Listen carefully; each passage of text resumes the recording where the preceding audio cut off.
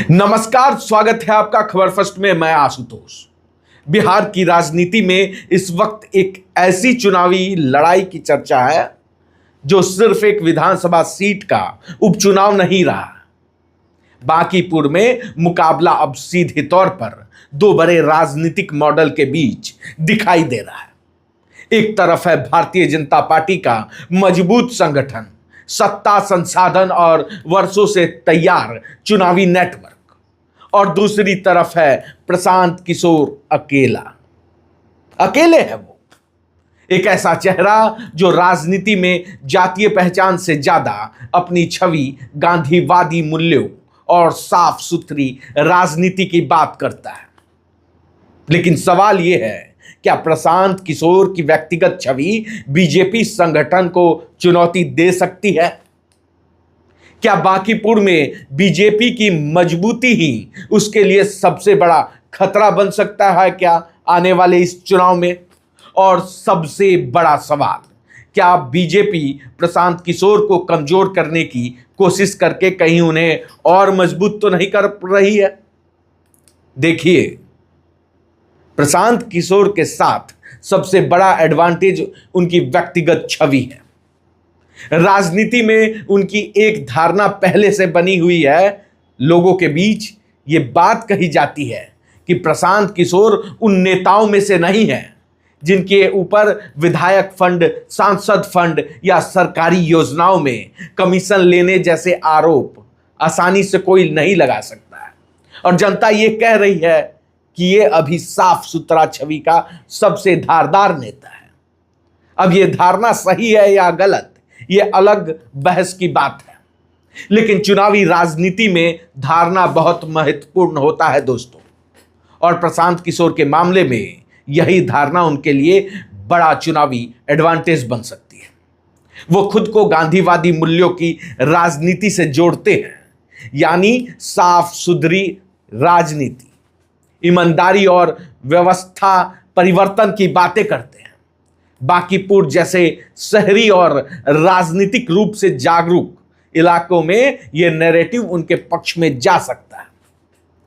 लेकिन प्रशांत किशोर के सामने सबसे बड़ी चुनौती भी यहीं से शुरू होती है।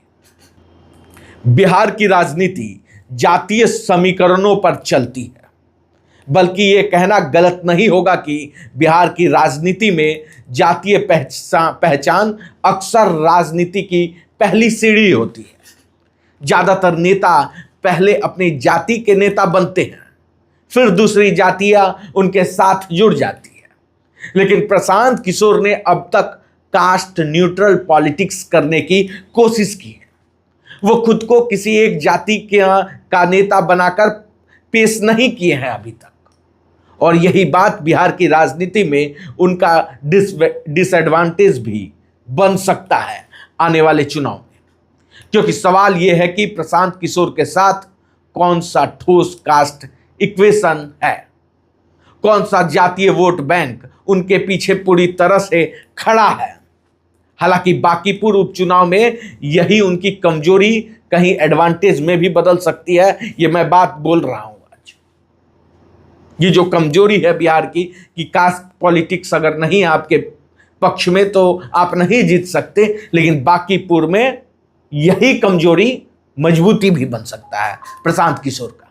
क्योंकि बांकीपुर का चुनाव बाकी बिहार की तरह पूरी तरह से ग्रामीण जातीय समीकरणों पर आधारित चुनाव नहीं है दोस्तों।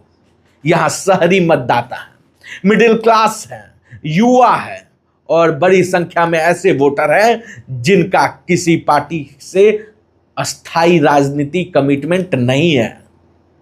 यही वोटर प्रशांत किशोर के लिए उम्मीद की सबसे बड़ी वजह बन सकते हैं। अब दूसरी तरफ बीजेपी को देखिए। बीजेपी के पास प्रशांत किशोर जैसा एक भी चेहरा नहीं है, लेकिन बीजेपी के पास क्या है जिससे वो हर बार जीत जाती है?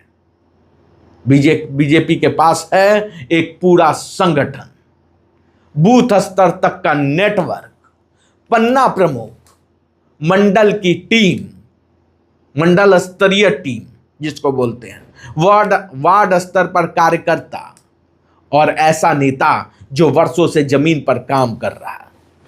बीजेपी की ताकत यही है कि चुनाव सिर्फ एक नेता नहीं लड़ता, बीजेपी चुनाव के एक पूरी मशीनरी की तरह लड़ती है। कहीं नितिन नवीन मैदान में दिखाई देंगे इस चुनाव में, कहीं प्रदेश के बड़े नेता जाएंगे, कहीं मंत्री जाएंगे, कहीं विधायक लगाए जाएंगे कि आप घर घर जाकर मॉनिटरिंग कीजिए। हर बूथ की निगरानी के लिए अलग व्यवस्था बनाई जाएगी। बांकीपुर में बीजेपी अगर अपने पूरे संगठन को उतार देती है तो प्रशांत किशोर के सामने सबसे बड़ी चुनौती यही होगी कि इस संगठन से पहले कैसे जीतेंगे, क्योंकि प्रशांत किशोर के पास व्यक्तिगत पहचान तो जरूर है, लेकिन क्या उनके पास बीजेपी के बराबर का चुनावी संगठन है? यही सबसे बड़ा सवाल है। प्रशांत किशोर खुद घर घर जा सकते हैं। ये बात बहुत लोग कहेंगे कि प्रशांत किशोर घर घर जा रहे हैं। मैं मानता हूं कि प्रशांत किशोर खुद घर घर जा सकते हैं, उनकी टीम प्रचार भी कर सकती है, लेकिन बीजेपी के पास हजारों कार्यकर्ता हैं जो वर्षों से चुनावी प्रबंधन कर रहे हैं और चुनाव में संगठन की ताकत को कभी कम करके नहीं आंका जा सकता। बीजेपी का एक और बड़ा एडवांटेज है सत्ता। केंद्र में बीजेपी की सरकार है, राज्य में बीजेपी की मजबूत राजनीतिक स्थिति दिखाई दे रही है और स्थानीय स्तर तक उसका जो नेटवर्क है वो किसी भी पार्टी से कम नहीं है। राजनीति में लोग सिर्फ विचारधारा से नहीं जुड़ते हैं, कई बार संभावनाओं में भी जुड़ते हैं। लोगों को लगता है कि सत्ता में जो पार्टी है वही कुछ कर सकती है, और यही वजह है कि बीजेपी के पास लोगों को जोड़ने की क्षमता सबसे ज्यादा है। प्रशांत किशोर या तेजस्वी यादव आज की तारीख में किसी को सत्ता का भरोसा नहीं दिला सकते, लेकिन बीजेपी ये संदेश दे सकती है कि अगर कुछ हासिल करना है, अगर बांकीपुर में को विकास की पटरी पर लाना है, बुलेट ट्रेन की तरह विकास दोहराना है, तो सत्ता के साथ आपको रहना होगा, वोट बीजेपी को करना होगा, और इसको कराने में वो जनता में विश्वास भी दिला सकती है, और यही बीजेपी का बड़ा चुनावी एडवांटेज है दोस्तों। लेकिन अब आते हैं बीजेपी की रणनीति के सबसे विवादित हिस्से पर, जिसे जानना बांकीपुर के साथ साथ पूरे बिहार की जनता को बहुत जरूरी है। मेरा सवाल है, अगर बीजेपी इतनी मजबूत है, अगर बीजेपी का पलड़ा पहले से भारी है बांकीपुर में, अगर प्रशांत किशोर को बीजेपी के सामने कमजोर माना जा रहा है, तो फिर बीजेपी को उनके नेताओं और समर्थन को तोड़ने की जरूरत क्यों पड़ रही है? यही सवाल अब उठ रहा है, क्योंकि जब आपका पलड़ा पहले से भारी हो तो आप उस पर और 100 ग्राम, 500 ग्राम या 1 किलो का बटखारा क्यों रख रहे हैं? यहीं से एक राजनीतिक संदेश जाता है दोस्तों कि शायद आप सामने वाले को लेकर उतने अस्वस्थ नहीं हैं, शायद आपको लग रहा है कि चुनौती कमजोर नहीं है, और अगर बीजेपी चुनाव से ठीक पहले प्रशांत किशोर के लोगों को तोड़ने की कोशिश करती है तो इसका एक नेगेटिव मैसेज भी जनता के सामने जा सकता है। लोग पूछ सकते हैं, बीजेपी दुनिया की सबसे बड़ी पार्टी है, उसके पास इतने संसाधन हैं, इतने सांसद हैं, इतने विधायक हैं, नेताओं की कमी नहीं है, संगठन का क्षमता आप बंगाल में देख चुके हैं, सत्ता है, तो फिर प्रशांत किशोर के लोगों को तोड़ने की जरूरत क्यों पड़ रही है?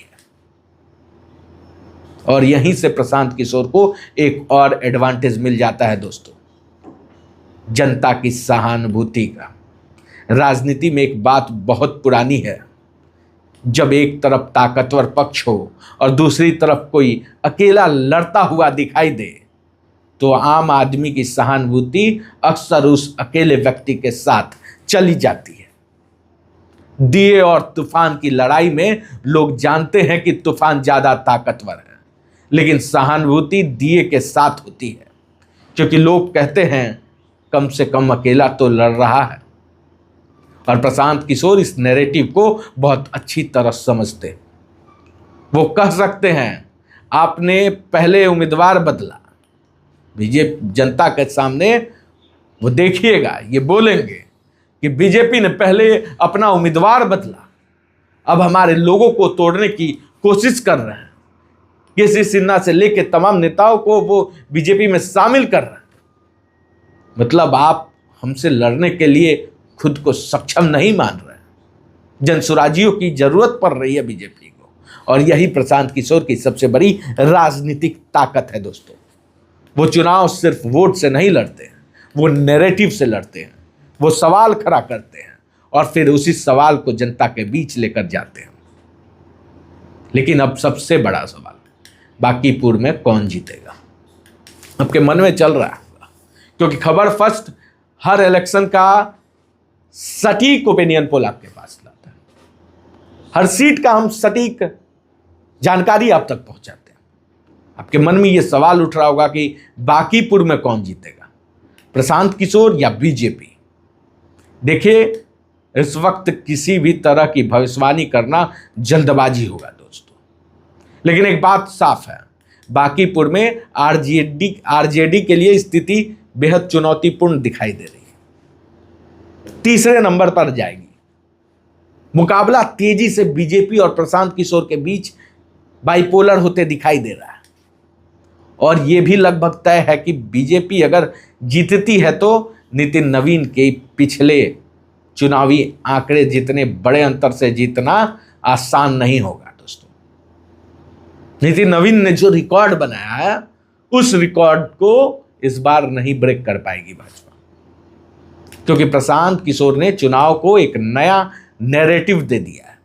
एक तरफ बीजेपी का संगठन है, जातीय समीकरण है, सत्ता है, संसाधन है, और दूसरी तरफ प्रशांत किशोर की व्यक्तिगत छवि है, कास्ट न्यूट्रल पॉलिटिक्स है, और सबसे बड़ी बात, एक ऐसा नैरेटिव है जिसमें वो खुद को अकेले लड़ते हुए दिखा सकते हैं। अब सवाल सिर्फ ये नहीं है कि बांकीपुर में कौन जीतेगा, सवाल ये है कि क्या बीजेपी अपनी ताकत दिखाकर प्रशांत किशोर को कमजोर करेगी, या फिर वही ताकत प्रशांत किशोर को जनता के नज़र में अंडरडॉग बना देगी। क्योंकि चुनाव में कभी कभी सबसे मजबूत दिखने वाला पक्ष अपने ही ताकत के कारण सबसे बड़ा राजनीतिक सवाल बन जाता है दोस्तों। और ये मैं इसलिए बोल रहा हूं क्योंकि बीजेपी जिस तरह से प्रचार, अब एग्रेसिव प्रचार कर रही है, करने की सोच रही है, बांकीपुर में 40-40 बड़े नेताओं को बांकीपुर में उतार देना, पवन सिंह से लेकर गिरिराज सिंह तक, खुद नितिन नवीन, तमाम मंत्रिमंडल सिर्फ बांकीपुर में, यह दिखाता है कि बांकीपुर को लेकर बीजेपी कितनी सीरियस है। यह दिखाता है कि प्रशांत किशोर को नहीं जीतने के लिए बीजेपी किस हद तक जा सकती है। लेकिन जनता हर बार प्रचार से खुश नहीं होती। आपको क्या लगता है? बांकीपुर की जनता से मैं पूछता हूं कि आपको किसको वोट देना चाहिए? अपना कीमती कमेंट जरूर कीजिएगा। धन्यवाद।